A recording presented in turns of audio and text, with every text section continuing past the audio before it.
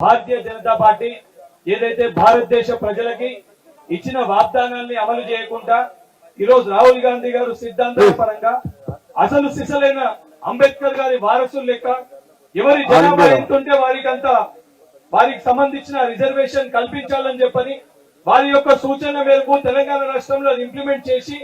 గుజరాత్ లో తెలంగాణ మోడల్ ని డిక్లేర్ చేసి దేశవ్యాప్తంగా కూడా దీన్ని ఇంప్లిమెంట్ చేయాలని చెప్పి భారతీయ జనతా పార్టీ పైన రాహుల్ గాంధీ గారు ఒత్తిడి తీసుకొని వస్తుంటే దాన్ని తప్పుదో పట్టించి దాన్ని మిస్లీడ్ చేసి ఈరోజు ఈడీని సిబిఐని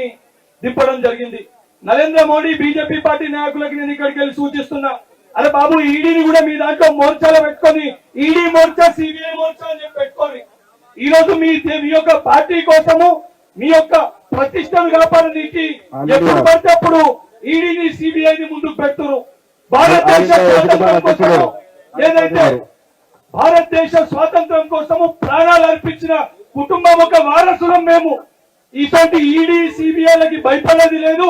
ఈడీ సిబిఐ ఇంకా మీ దగ్గర దాగున్న ఏ మోర్చాలను ముందుకు తీసుకొని వచ్చినా తప్పనిసరిగా వారసులుగా కుటుంబానికి ప్రతి కాంగ్రెస్ పార్టీ శ్రేణులు ముఖ్యంగా ఈ తెలంగాణ రాష్ట్ర ఏర్పాటుకి ఇక్కడున్న ప్రజలు మేమందరం కూడా తల్లిగా భావించే సోనియమ్మ కుటుంబం జోలికి వస్తే ఇక్కడున్న విద్యార్థులు యువకులందరూ కంకణబద్దులై ముందు వరుసలో ఉండి ఈ భారతీయ జనతా పార్టీ నాయకులని గుడ్డలు కూడా తీసి ఈ భారతదేశంకి వెళ్ళి ఆంగ్లేయుల్ని తరిమి కొట్టినట్టు అతి త్వరలోనే వీళ్ళని కూడా తరిమి